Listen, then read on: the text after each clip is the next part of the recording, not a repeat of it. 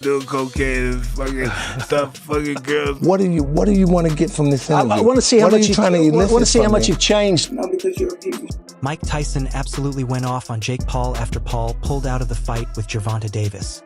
And the reaction has been nothing short of embarrassing for Paul's camp. Tyson tore through the hype surrounding him, calling out the insecurity and pressure behind the YouTuber-turned-boxer's polished image. It felt like a verbal knockout aimed at everything Jake Paul presents himself to be. Because when a veteran like Tyson speaks, you're hearing someone who's seen it all. Because you have someone that we come from two different sides, like, of the world. We still on the same path to get the same thing. Bout everyone had been talking about, scheduled for November 14th, 2025, at the Casa Center in Miami, was abruptly called off. The news stunned fans, shocked the media, and even caught veteran boxing analysts off guard. Also, I was thinking too, maybe Tank isn't used to being the B-side of a fight. B-side, so everybody's working around his schedule, and now... Yeah, when you the A-side, you get to dictate things, you pick who you want, blah, blah, blah. Maybe he's not used to being... Jake Paul had spent weeks drumming up anticipation for the matchup, confidently suggesting he could handle Gervonta Davis with ease.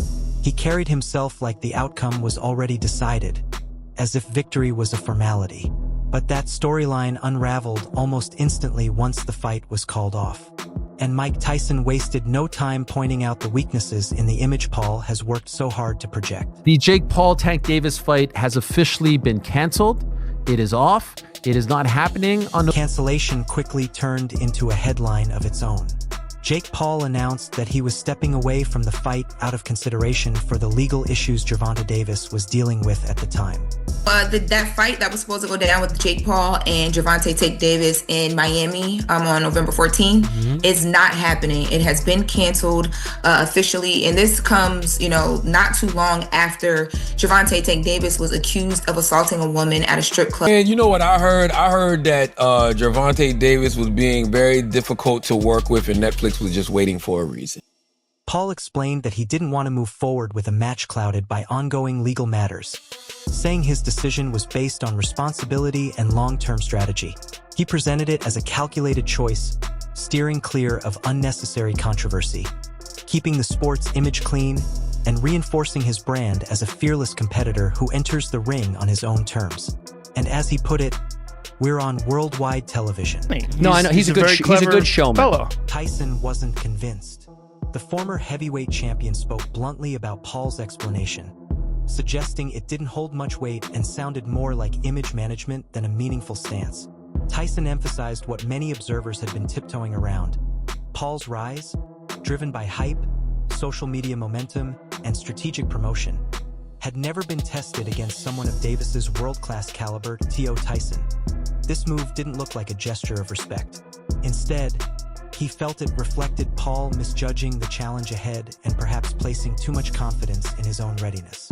As Tyson put it, he's trying to make his business decision. Jay wanted to go through the motions, wrap the hands, and just gear up to what is... MMA fighters, opponents who couldn't. Mike Tyson cut straight through the myth of Jake Paul's supposed invincibility.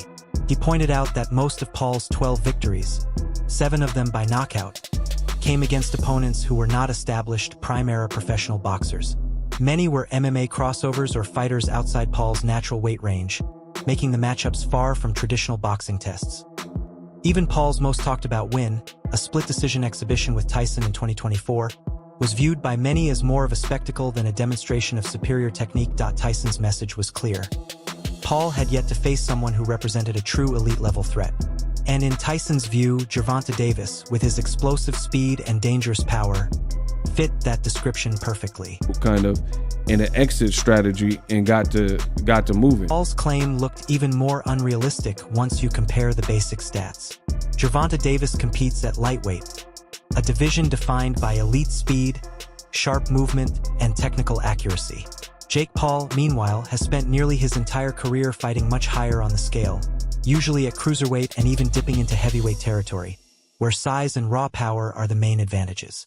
The idea of bridging that gap only highlighted how mismatched the styles and weight classes truly were. I feel really good. Tyson stressed that even with Paul's size advantage, stepping in against someone like Davis would have been a completely new level of difficulty. The matchups that helped build Paul's resume wouldn't necessarily translate against a fighter with Davis's skill set and experience in that light. The idea that this was simply a strategic withdrawal didn't quite add up. To many observers, it looked more like the first visible fracture in the polished image Paul had been building. A very talented YouTuber that's built himself into a massive influence with huge... Tyson also highlighted the emotional impact of the cancellation. Fans were excited, tickets had been sold, and the media was buzzing. All for a fight that ultimately didn't happen. What was framed as a careful, principled decision quickly sent ripples through the boxing world. Social media erupted with memes, debates, and hot takes, and Tyson's remarks cut straight to the core of the situation. He noted that Paul's bold claims, larger-than-life persona, and air of confidence were now being examined more closely. The sense of fearlessness he projected was under the microscope, and the first truly high-level test of his career never came to pass. Not out of principle, but because the challenge appeared tougher than anticipated. He is now fighting back, and they're stating, and he was more scared than he had ever been before a fight by facing Gervonta Davis. Even boxing insiders weighed in on the situation. Discussions swirled over who was truly responsible for the fight falling through, while ongoing legal matters added another layer to the conversation. Tyson used the moment to make a broader point. Hype can only take a fighter so far. Paul's carefully managed image, flashy, confident, and larger than life, had never faced a real test inside the ring. Tyson framed it as a cautionary tale not just for Paul, but for anyone watching.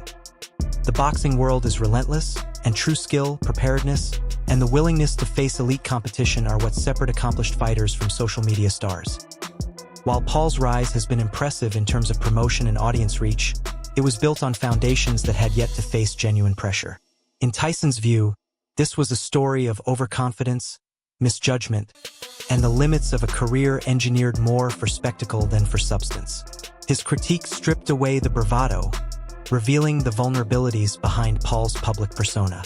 Other cards somewhere, you wouldn't have really heard of the person we were going to fight, but... And when it comes to the empire Paul has built, it's worth taking a closer look. On paper, he seems like a boxing force. 12 wins, 1 loss, 7 knockouts. But examining the details tells a different story. Many of his victories came against opponents outside traditional professional boxing, including MMA crossovers and mismatched fighters.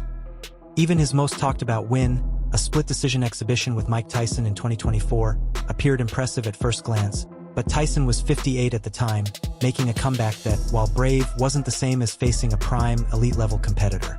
Paul's bouts have often been promoted as major spectacles, complete with media hype, flashy entrances, and social media campaigns. Yet when you focus on pure technical skill, the gaps in experience and challenge begin to appear.